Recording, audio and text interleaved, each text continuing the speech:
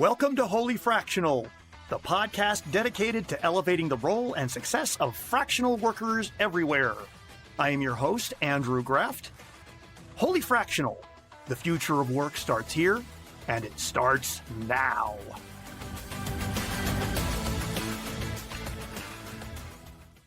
Welcome to the Wholly Fractional podcast, everyone. I am Andrew Graft here with my behind-the-scenes producer and mostly analog human being, Todd Hines. Today on Wholly Fractional, we welcome a new friend to the show, someone who would probably hate hearing me say how smart I think he is, so I'll just say that he's a data systems consultant. He is a veteran of the Silicon Valley tech space.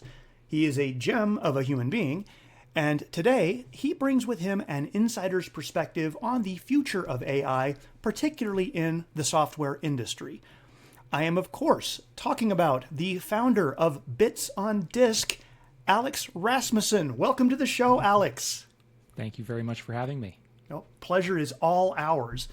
You know, I say all the time, my greatest inspiration for creating this show by far has been the quality of smart, talented human beings I've had the good fortune to meet along the course of my fractional journey.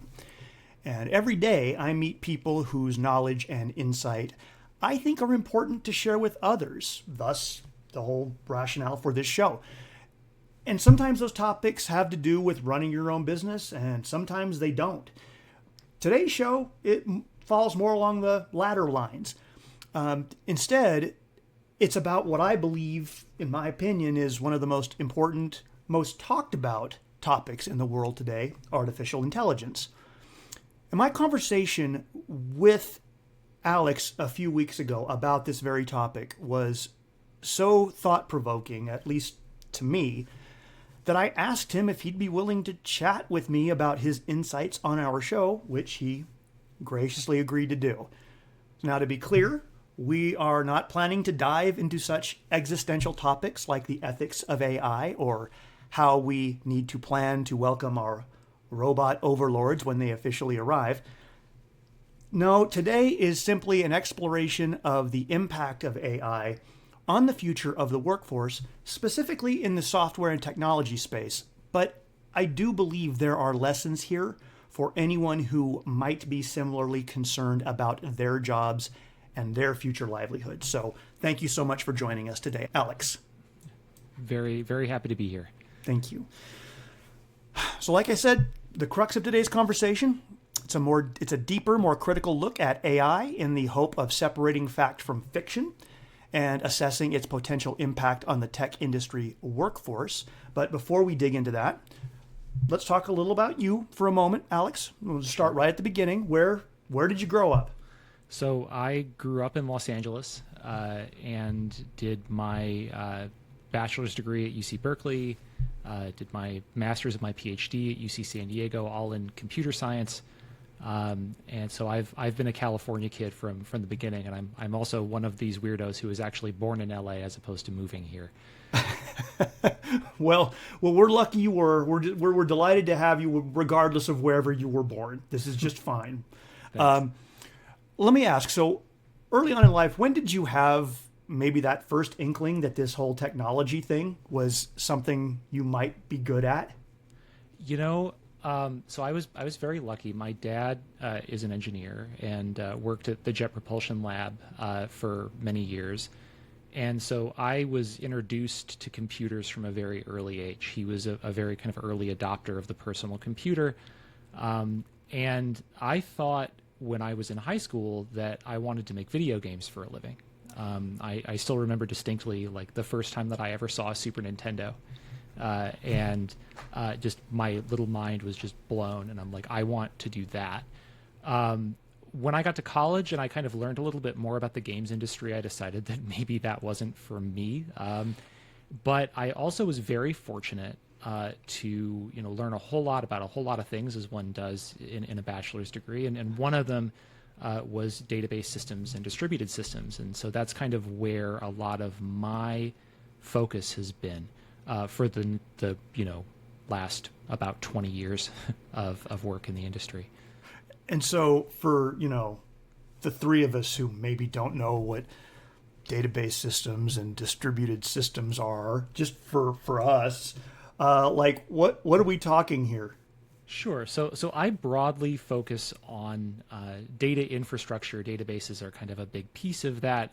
A database is just a place where structured data goes. And if you have ever used any computer program, be it on your phone, on your desktop, in the cloud, there is a database system sitting back there somewhere storing all of that data. And my job broadly is setting up those sorts of systems and making them performant and making them scale and all of that good stuff. And then of course distributed systems is really, if you have to have a job that's so big that you can't do it with one computer, you have to have a bunch of computers all coordinating on a given task. That's sort of the distributed systems angle of Gotcha. that. So really a lot of the back end stuff Very. that maybe front end users like me don't see, but if you don't have them, nothing works.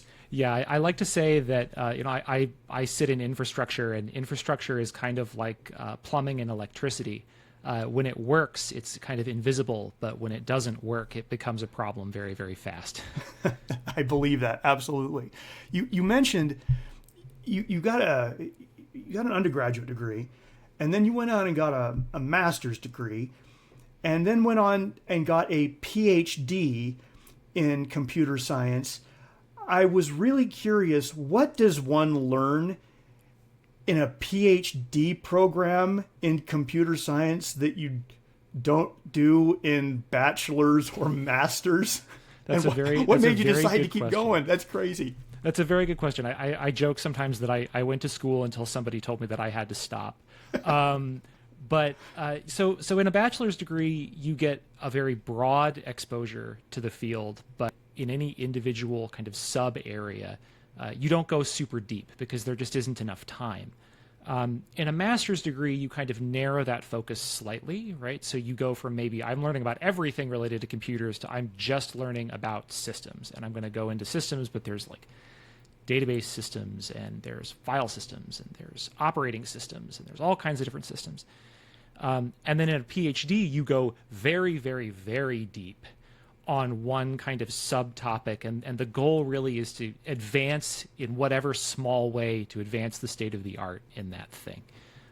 In my case, I worked on high performance, large scale data processing systems, in particular, making them very efficient. So I spent a lot of time figuring out how to sort things very, very fast.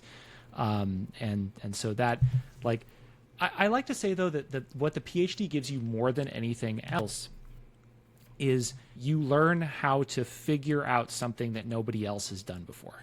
And that involves a lot of exploration and a lot of making mistakes and figuring out what works and what doesn't work. Yeah, well, and I would imagine there's just a lot of big picture thinking that you have to do that is not, how do I get today's project done? It's bigger and broader than that, which has been evidenced to me in the conversations that we've had. Before we dig into that, just tell us a little about, okay, so where's your career taken you since you left college? Sure. So I spent about 7 years in Silicon Valley working for a couple of different startup companies. One, a company called Trifacta, which was an early mover in the kind of self-service data preparation space, largely targeting the enterprise. They were acquired a few years ago.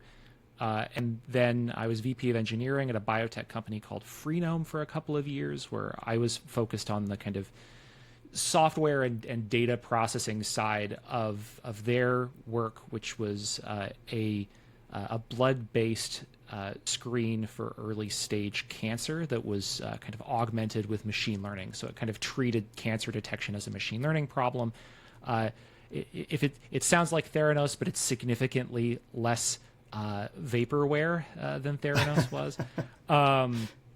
So yeah, and I did that for about 7 years, and then decided to move back to Los Angeles to be closer to family, and went freelance in 2019, and have been doing that now for 6+ years.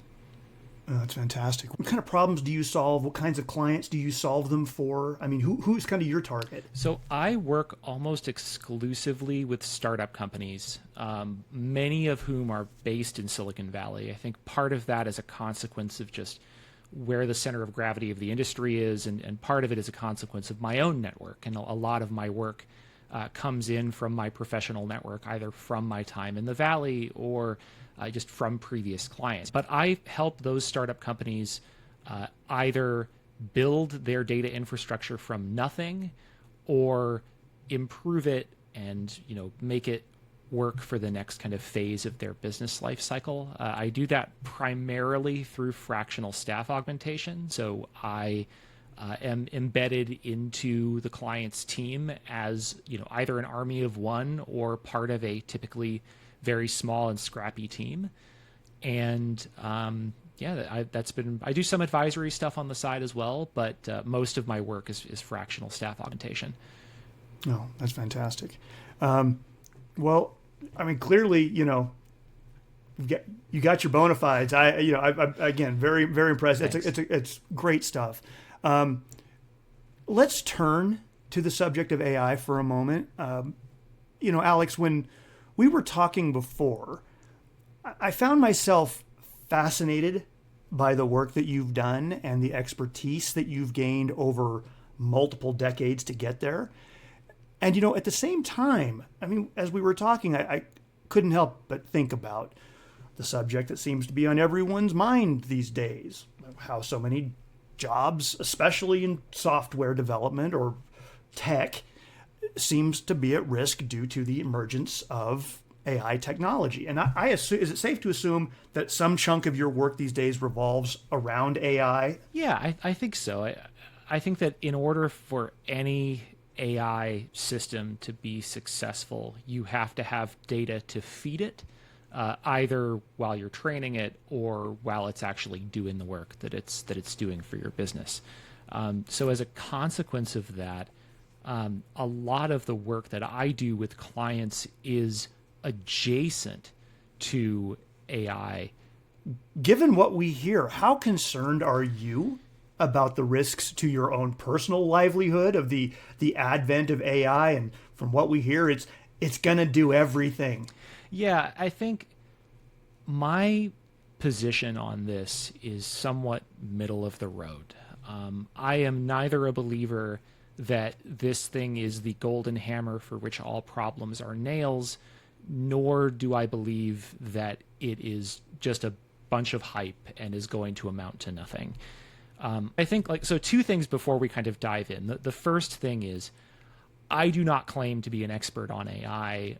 I don't know that there are very many people in the world who can make that claim, but I certainly am not one of them. I would like to think more informed than the average bear on this, just by nature of my background and just what I have to know to do my job. But I think we don't really know what this thing's going to look like 5 years from now. Like, we really, truly don't. There are some use cases where it's very clearly just completely revolutionized the field overnight. I mean, natural language processing was really kind of an unsolved problem for a long, long time. And we were making little kind of fits and starts improvements over the course of decades. And then LLMs show up and just blow the doors off. It's fantastic at transcription and summarization. It's fantastic at translation. And these things, I think, are unlocking a whole bunch of new capabilities. But am I worried?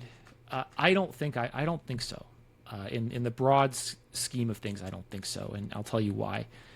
The history of computer science as a field is all about layers of abstraction that have allowed us to do more complicated work with the machine than we otherwise could. When my dad was in college, computers were the size of a building, and you interacted with them through punched cards. Over the course of the intervening decades, we've gone from punched cards to assembly instructions you can enter with a keyboard, to programming languages that compile down into assembly instructions, to optimizing compilers that produce optimized code from those things. On the kind of data side of things, before the 1980s, every data problem was bespoke, and then database systems entered the scene and made a whole class of those problems much easier to solve without a lot of additional kind of toil on the part of engineering.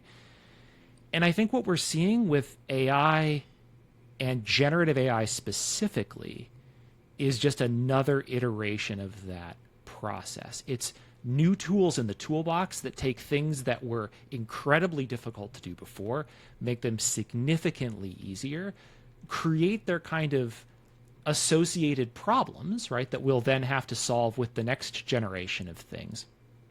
But also it increases the complexity of the systems that we can build reliably. And that, I think, is the thing that is the most exciting. I think that especially when it comes to things like code generation, people look at the ability for AI to produce working code and they go, oh no, like I produce working code for a living. If the robot can do it, then I'm out of a job, right? I'm the buggy whip salesman in the age of the car. Right. But I think that the more we work with these tools, the more we realize that the kind of code that it can produce, at least now, of course, saying nothing about what the capability is in 5 years, but at least now the code that it produces is fine, but it's not exactly the sort of thing that you would want to just kick over the wall into production without really giving it a lot of thought. And also, I think anyone who's been working in software for any length of time knows that writing the code isn't the hard part. Really, the hard part is understanding the problem well enough to be able to translate that problem into a thing that the machine can do.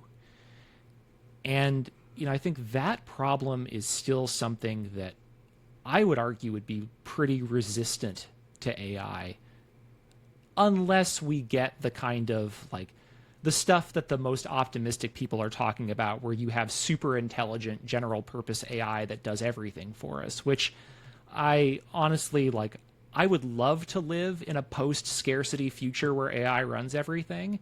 I'm not going to bet my career on it.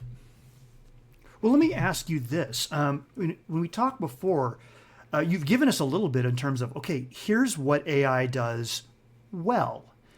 From your vantage point, are there some things that are being, I don't know if promise is too strong, but are being suggested to the powers that be that AI is able to do either now or shortly in the future? I mean, what are some of the things that a layman who is hearing AI and feeling like it's everything, it's everywhere, compare and contrast for me what it does well versus what it just doesn't do right. well. So I think in order to understand what it does well, it's important to understand what it does, period. And again, not an expert in this, but kind of my understanding is that the idea is that you take an input, which in the case of something like ChatGPT is, words, you translate that into a sequence of tokens in a kind of space of tokens that the LLM is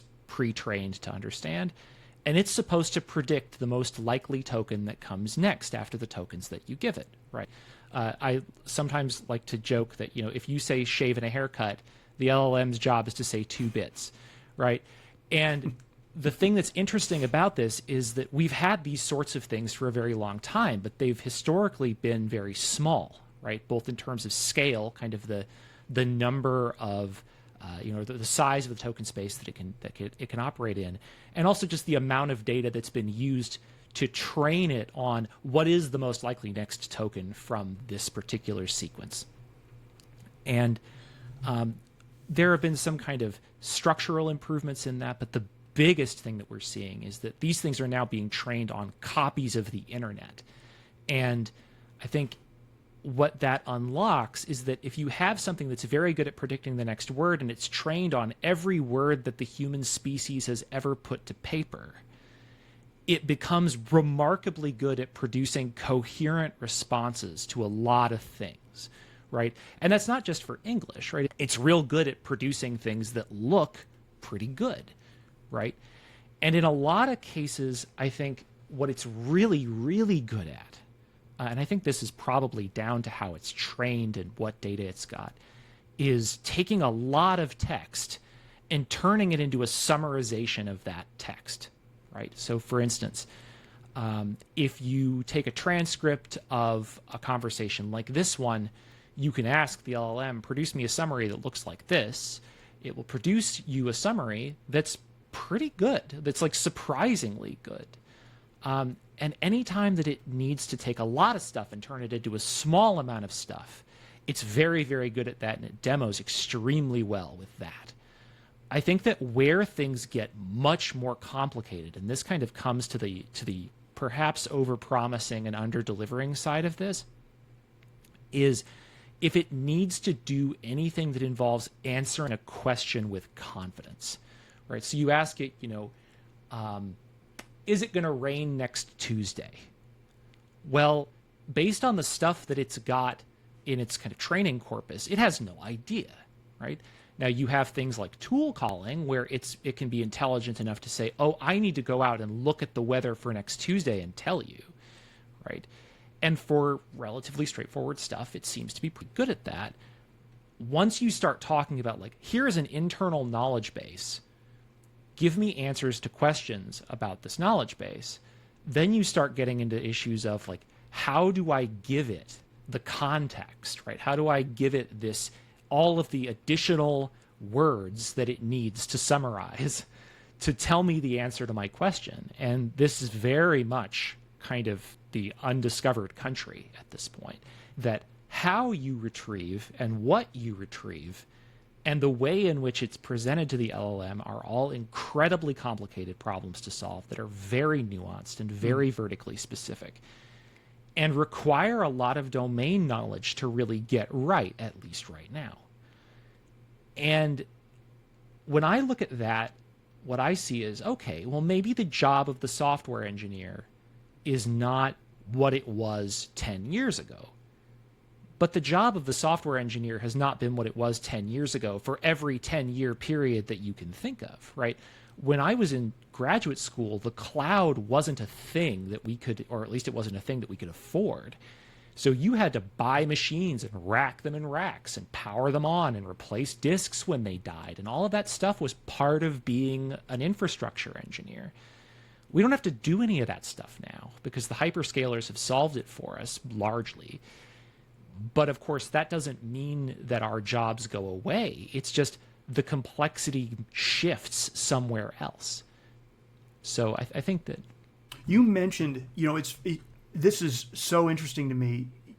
When we were talking before, and I think this fits in where you're talking about, and I'm sure I'll butcher this a little bit, but you essentially said, hey, listen, software technology has been evolving all this time to help, I can't remember if it was to streamline the creation of software or to democratize it, but basically put it in the hands of everyday people. And this is just one more phase of that.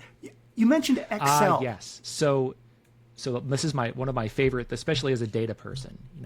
You think about what's the most popular programming language ever created, right? I would argue that it's Excel, right? If we look at the Excel example, is it safe to assume that when we look at that and everyone's programming their own Excel spreadsheet, you talk about it being brittle.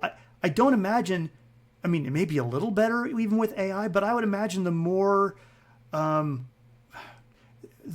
versions of personal software you're creating, I would imagine they're harder to work together. They're harder to be anything other than the custom, bespoke solution that you described, and therefore limits its utility. Is that a safe assumption? I think it is to a degree, but I think it's also important to... So I believe that there will always be a place for software engineers when the outcome is production-grade, durable, maintainable, scalable software. You need specialists for that sort of thing. But a lot of the software that exists in the world, or a lot of the nascent demand for software in the world, is not for those things. It's for things that are a lot more transient. There are things that are a lot where the requirements, frankly, are a lot lower. where good enough is kind of good enough. And I think in that sphere, the tools that we can bring to bear, it's like it's very bimodal. Like you either have spreadsheets or you have sit down and learn, learn Python, learn JavaScript, build some stuff. And the ecosystem around that, I think, again, I don't think I'm saying anything controversial here. It's very complicated. And a lot of it is complicated in a way that isn't intrinsic. It's just kind of accidental. Like there's a lot of accidental complexity that's a result of the speed with which all of this stuff has been adopted and used and grown over time. And I think the kind of latent demand for that kind of automation, right, is enormous. And if we can do anything to unlock that, then gosh, shouldn't we? Right? I don't necessarily think that the demand for software engineers in the aggregate will go down, because some of these temporary tools that one puts together for just a very simple thing become load bearing at some point. And then the people that, how do you mean? You go, oh, I'm only going to need this for a couple of weeks and it'll do this one thing. And then your boss says, gosh, I love this. Can you please run it every week for the rest of your life? And then 6 months later, your boss comes to you and says, oh man, we just acquired 3 other companies. Can you take all the data from those 3 other companies and get it into your thing and also just keep it going every week for the rest of your life? And at a certain point, if you're a business user, right, you look at that and go, I don't want to do this. Like, this isn't what I signed up for. And also, I think to your point, when you start dealing with versions of things, I'm sure you and I have both dealt with like spreadsheet -final -final -final v35, right? There are a lot of techniques in that space, in the software engineering space, that once you get past a certain threshold of complexity, you have to start adopting because you have no other choice. And at that point, either everybody's going to look a lot more like a software engineer, or there's going to be a point at which you say, this thing needs to be battle tested. It needs to be hardened sufficiently that we can use it as a core part of our business. Let's bring the... And you feel like, and everything you've said makes sense to me in that this is not where AI is to be able to do for us. That's not its job. That's not its best, its most successful utility. It's sort of, at least right now, and probably if I had to make a bet for the foreseeable future, it can't think for you. It can't decide what your business's goals are. It can't decide what your team's priorities are. It can't decide what architectural trade-offs make sense for your business. It can't figure out how to, fix the thing in the middle of the night. It can help you do all of those things. It can help you interpret and absorb and make sense of those things. But it can't do it for you. In much the same way that, any tool works. You have pencils, and pencils are great at writing on paper, and you don't have to try to do it with just picking up a rock and doing it with a rock. But the pencil can't write your essay for you, right?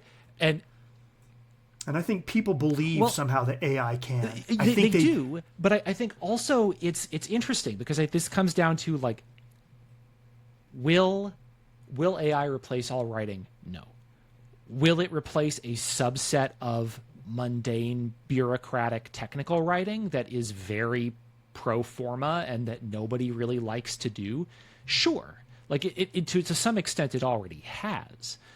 But I think like the idea that you suddenly don't need people who know how to write software is, in my mind, the same kind of level of absurdity in the limit of people saying that we don't need people who know how to write words anymore. We don't need people who know how to write English. We don't need people who know how to market products because the LLM will market the product, right?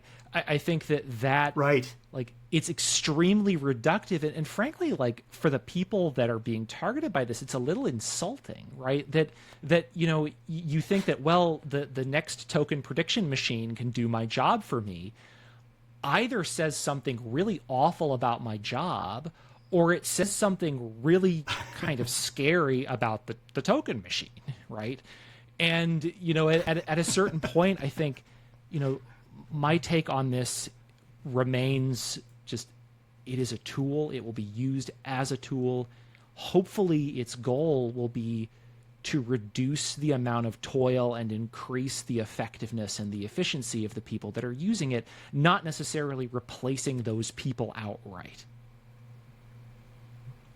Okay. Well, when we were talking before, because this is, I'm again so fascinated by this concept, and I know we're in some ways getting into the weeds, but I think it's fascinating to me. I asked about my nephew, right? So my nephew, he just graduated with a computer science degree from a really great technical school, and 5 years ago when he started down that path, we always knew he was very technically savvy, but it was like people are going to be pounding down his door for his brains and his talents. There was not a future that you could see otherwise. And it just so happens right now that he's graduated, of course, the demand seems to have dried up, and oh my gosh, have I chosen the wrong career? I mean, I trained to be a buggy driver, and now all the buggies are going away. What? I think I asked you at the time is, does he need to start looking for a different career? And I kind of know the answer, but what do you tell him? Emphatically, no. You do not need to look for a different career. I think that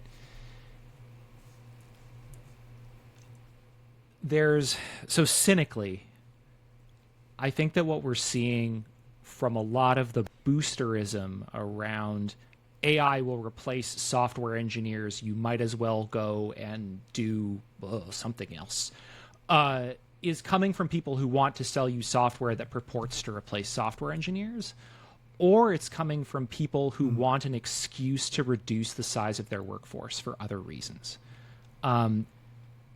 We all know what your audience knows the history of the last 5 years, right? There was a lot of overhiring that happened in the pandemic. There is a big course correction happening from that. There's a lot of macroeconomic uncertainty. People, especially big tech companies, do not like to be seen as, hey, we're going to lay a bunch of people off because we need to save money. And we're also going to make the people who are left work a whole lot harder for the same dollar because we feel like we're in the position of leverage that we can.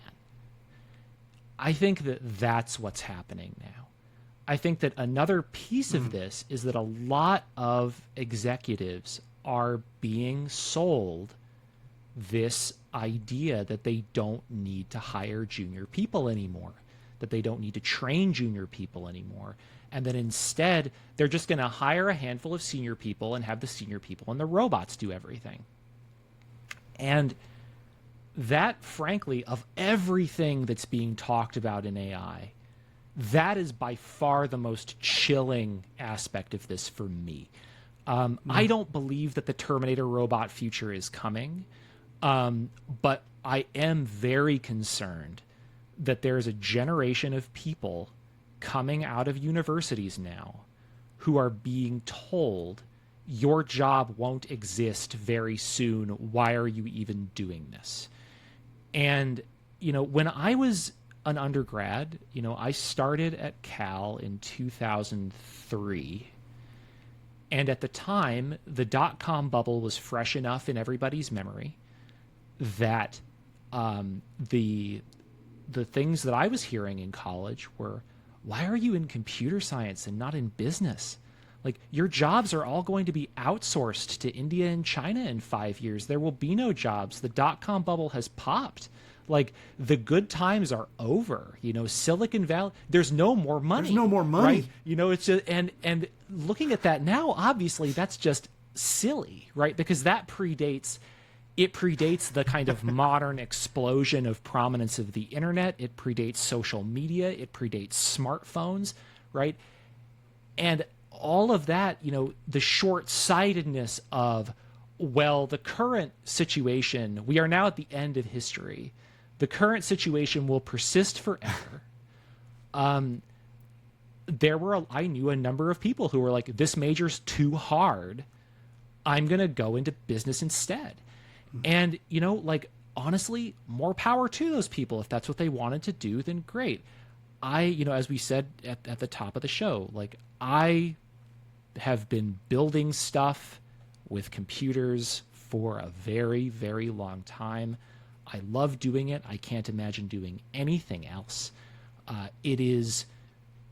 Computers are the closest thing that humans have invented to machines that can turn thought into stuff very directly. The barrier to entry in so many things has dropped effectively to zero because of software and because of people who know how to make the computer do what it's going to do.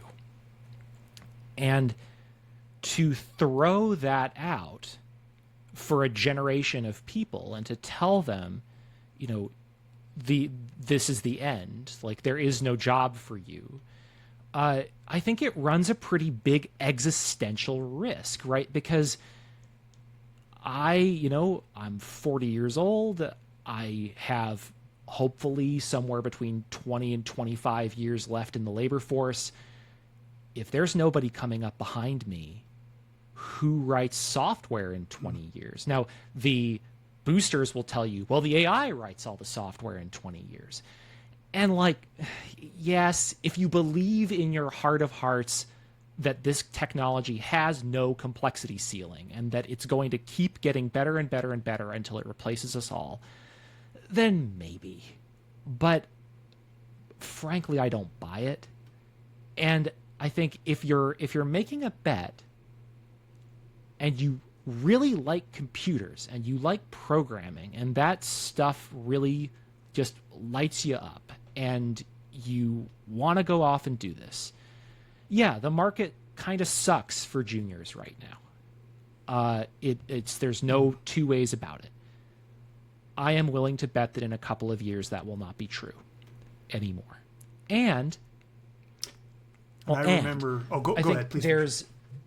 There's another aspect of this too, which is if you want to fully leverage this technology, you have to understand how it works. And you have to understand what it's good at and what it's not good at. And you have to understand how to plug it into other stuff.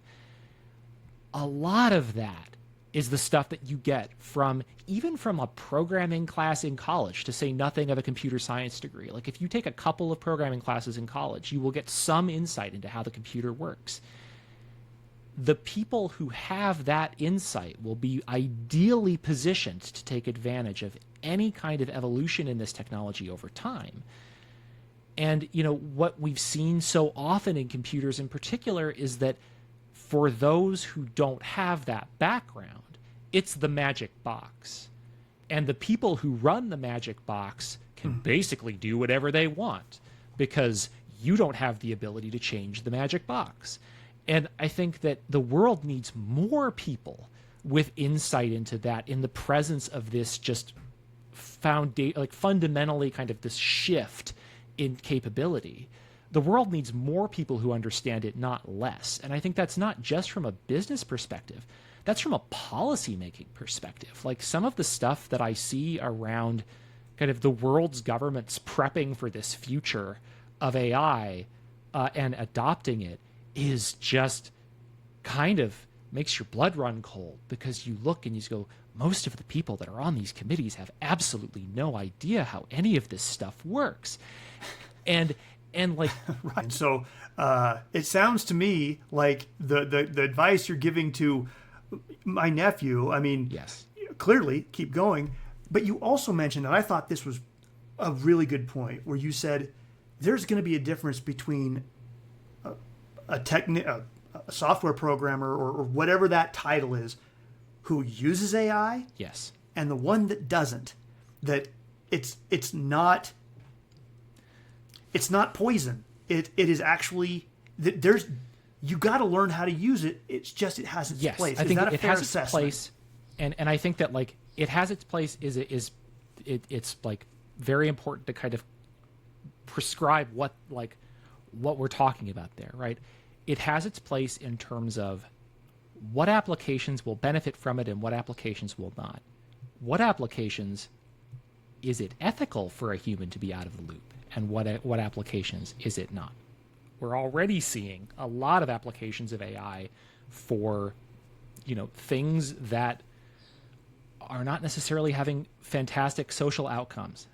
Let's put it that way. I think you also look at sometimes you don't need the LLM. Sometimes you need something a whole lot simpler. And that thing that is a lot simpler will be a lot cheaper. And I think that that's another thing where, I think a lot of people for whom AI is their first big exposure to the world of writing software, look at this and go, it can be used for everything. I could butter my toast with this thing. And you could butter your toast with this thing, but you could also use a butter knife, and the butter knife doesn't cost $200 a month from OpenAI to run, right? But I think that's it's that discernment that is going to be really crucial. And I think a big component of that discernment is understanding how the technology works, at least at a basic level. And I don't claim to have much more than a basic level of understanding, frankly. But to understand how it works and where it works well and where it doesn't, and to watch as that changes over time is going to be really, really important. And I think there are going to be entire categories of software engineering that we haven't even thought of yet that are going to be unlocked by this thing. It's like when I first held an iPhone in my hand in probably 2008, right, would have been, you look at this thing and you go, well, this changes everything, right? But at the time, we didn't know that TikTok would exist, or that there would be an entire segment of the software development community that was dealing exclusively with developing mobile apps, or that the idea of being an influencer full-time as your job would be a thing that was even possible, or frankly, that podcasts would be a thing. Because, in many ways, the smartphone enabled the podcast. And all of that stuff, these entire categories of things that we've never thought of before, emerged organically from this new technology over the course of many years. And I think we're still in just the absolute beginning of that process. I think one of the greatest takeaways I take from all of it is, in a way, there's nothing new here. It was always that way. That yes, in the present, we can't imagine a different future, and that the future is always going to look like the present. But instead, the present changes the future, and we move right along with it. And so I think that's probably the most encouraging word we can share with our, my nephew and the generations to come. And for that matter, and this is, as we're sort of wrapping up our conversation, I'm sure there are plenty of listeners who are saying to themselves, yeah, but I'm not in software development. Like what about me? What does the future hold? And I mean, I will share my take on this based on what we've talked about. Everything we've talked about speaks to, is universally applicable. The world is, if software development is going to change what our needs are, then the skills are going to change. In fact, here's what I love about the Excel spreadsheet analogies so much is, I kind of wrote this down to myself. So every Excel spreadsheet is built to solve a specific problem at a specific time. But what AI doesn't know and isn't going to know, at least not in our near future, is knowing which problems need solving, when they need to be solved, or for that matter, why they need to be solved. And that, to me, sounds like that's going to be the role of humans no matter what role we put them in. And AI is just going to help us do it with a better toolbox. Am I at least am I in the right ballpark to say you that? Summarized it beautifully. I think it's really just the history of the development of the human species, and in microcosm the development of software, has been an increasing set of tools in the toolbox that will allow humans to solve an increasingly broad set of problems. And you still need... Yep. Oh, no, well, please. And for those... go ahead. I'm sorry. Please continue. And I think you're still going to need a human in the loop as long as the problem that you're solving is a human problem, because that discernment is really, really important. Yeah. Yeah. Well, this has been a phenomenal conversation. I so appreciate that you've been here to have this with us.